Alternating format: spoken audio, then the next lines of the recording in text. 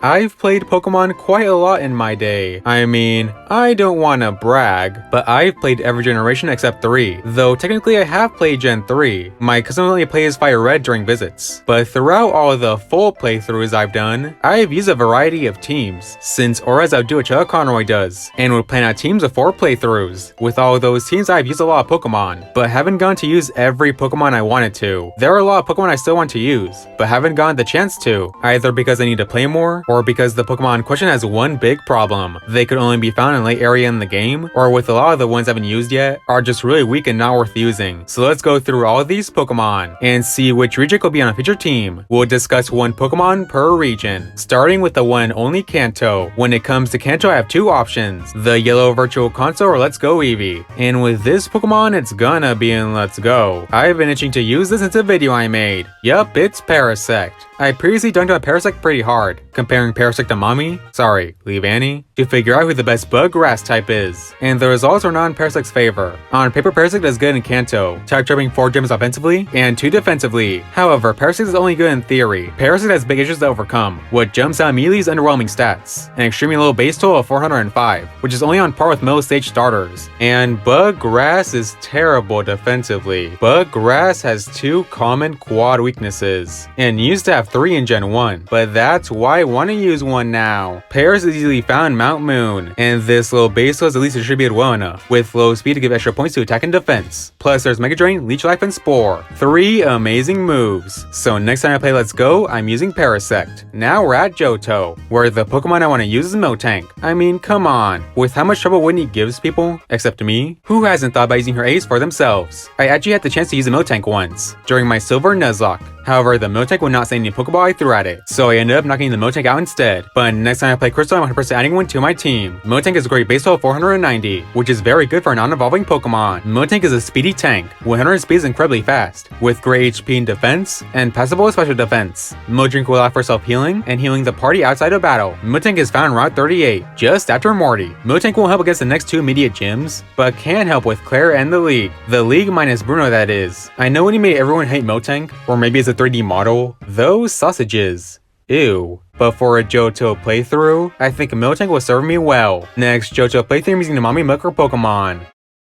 Awkward silences aside, it's time for the Hoenn region, where like Kanto the Pokemon is fully evolved, but still somewhat weaker than most stage starter. Delcatty, the Prim Pokemon. Delcatty has a base total of just 400. Delcatty higher weaker than Parasect. No offense, Parasect. And Delcatty actually used to be worse, originally giving a base total of 380. Luckily this was buffed in Sun and Moon. Skitty can be caught fairly early in Hoenn, so I'll be able to add Skitty as one of my first party members. But Skitty will need the Moonstone to evolve, so I'll be doing with Skitty until Meteor falls. Delcatty does have positives though. As a normal type, there's a large TM learn set, attract and sing through level up, and I like cats? Yeah, Delcatty is just there for cat lovers. Delcatty is just incredibly weak, but like Parasect, that's kind of the reason I want to use one. And if Omega Ruby doesn't work out, there's always Mystery Dungeon, where Skitty is a force of nature, regardless of one of the best starters. If this is the closest I can get to having a cat, then so be it. Sinnoh baby! By the way, I'm skipping Legends Arceus. Y'all know how I feel about that game. Okay, I shouldn't be too hard on it. It did open me up to using Mothim. Now, in case you forgot this Pokemon existed, I would not blame you if you did. Mothim is a male evolution of Burmy, with a base total of 424. Points for currently being the strongest bug here. I did use Mothim for a bit in Legends Arceus, catching Burmy in the Fieldlands, and using Mothim until I got my planned team. If I ever use Mothim on a Sinnoh team, I think it'll be in Brilliant Diamond, where Mothim can learn Quiver Dance, one of the best setup moves. Quiver Dance helped Legends Arceus Mothim, and it's how Brilliant Diamond Mothim will also be a powerhouse. Bug Flying is a common pretty weak typing, but still has a place in Sinnoh, being good against Gardenia, Maylene, Aron, and Lucian. But the biggest hurdle using Mothim is obtaining one. Burmy can only be found via honey trees, making it possibly time consuming to get one. You can only get one Pokemon per honey tree every 6 hours, and even then it's random. I think Mothim has a pretty cool design, so if I have time on my next Inbred Diamond playthrough, I'll consider it. Unova's one of my least played regions, not because I hate the black and white games, far from it in fact. is because I only got my first Unova game recently. I thought I was too cool for Pokemon in Gen 5. So I have a few Pokemon I haven't used yet, but if I had to pick one, it might actually just be Chinchino. But Crustle and Scrafty are close seconds. After getting my passion for Lopunny back, I'm realizing that I like normal types a lot. It might be my new second favorite type. Go figure with Punching being a ghost normal type. And this normal type has been catching my eye. Despite the small size, Chinchino packs a punch. Chinchino has a base total of 470, already the second highest on this list so far. And Chinchino is a real glass cannon. 95 attack and 115 speed? Who would expect that much power in a small package? On top of that, Chinchino gets Technician and learns several multi-hit attacks. Minccino can be found as early as Route 16. I will need a Shiny Stone to evolve Minccino, but that can easily be obtained after Clay. And it's not like Minccino is bad in the meantime, so with the vast TM learns that normal types have, Chinchino can be viable in any battle. Above all else, Chinchino is the perfect size for little buddy. With that down, I'm gonna add Chinchino to my next Unova team. Kalos is next, and I will inform you that I'm a rare Kalos fan. I've used a lot of Kalos teams. Pokémon Y is my favorite Pokemon games. However, there is one Pokemon I haven't used due to a self-imposed rule. If a region introduced a new evolution, I gotta add one to my team. Unless, of course, I'm not given access to Eevee. Inbred Dominant Silly Pearl, so this means I've always used Sylvia on Kalos. But you know what? It's time for that to change. Next Kalos playthrough, I'll be using Florges. Florges is incredibly powerful. Having a base total of 552, Florges is a special stat force. Flabébé can be found all throughout Kalos, with various colors to choose from. Red and orange probably be my favorites. Fairy types also do really well in Kalos, and they learn many TMs. Fairy is only weak to steel and poison. There's no poison specialist in Kalos, so I just need to plan around Wickstrom. Also, funny story, I've been wanting to use Florges so much that I had Florges as a Miitopia party member, editing my flower to look like Florges. So yeah, you bet I'll be using Markiplier's Kalos Waifu. Alola is an interesting region. Let's be real, after the first playthrough, subsequent ones are kind of a slog. In my first and only Alola adventure, I used a pretty limited team with overlapping types, so there are a lot of Pokemon I still want to use, and one I will definitely use is Golisopod. Golisopod is the ace of your boy Guzma, and it's clear why Guzma would rely on this beast. Golisopod is powerful with a base total of 530, on par with fully evolved starters. This also makes Golisopod the strongest bug on the list. Sorry Parasygnamotham, but this is what a real bug type looks like. No need for Quiver Dance. Emergency Exit will probably get annoying, but I'm sure I can work around it, such as First Impression. And come on, look at Golisopod. This design is freaking awesome. Bug Water is a great typing, and does well in Ultra Sun's Alola, able to take care of several island trials. Wimpod will probably be annoying to catch, spawning in the overworld and running away if you're seen. On top of that, Wimpod doesn't learn any moves, being useless and needing to evolve. But like Magikarp, the wait is worth it. If Golisopod is the end result, then I'll gladly deal with Wimpod for a while. Galar comes in hot with Toxtricity. Toxtricity has a unique type combo, offering stab no one else can dish out. Toxtricity has two forms based on the nature. I don't know which I prefer. I'll in my next playthrough to decide that. Tox is easily found in a Galar nursery. Galar is equivalent to daycares. Tox is a bit of an obstacle, seeing as that Toxel is a baby Pokemon. This means weak stats, hardly any level up moves, and won't be evolving until level 30. This limits how helpful Tox is going to be against Nessa, but after a few levels I'll get Toxtricity, which can help against Bee, Opal,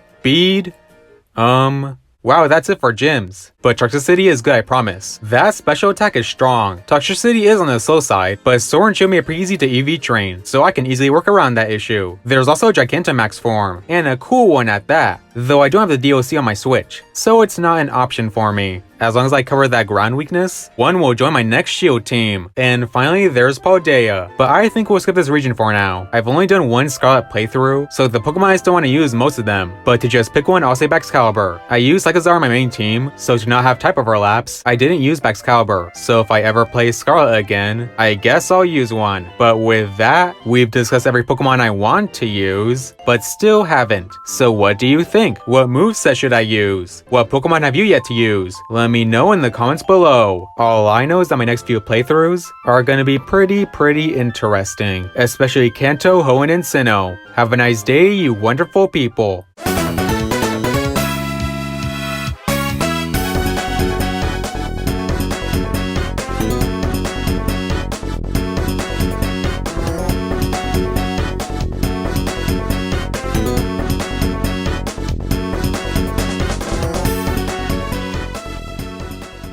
So I just knocked it out.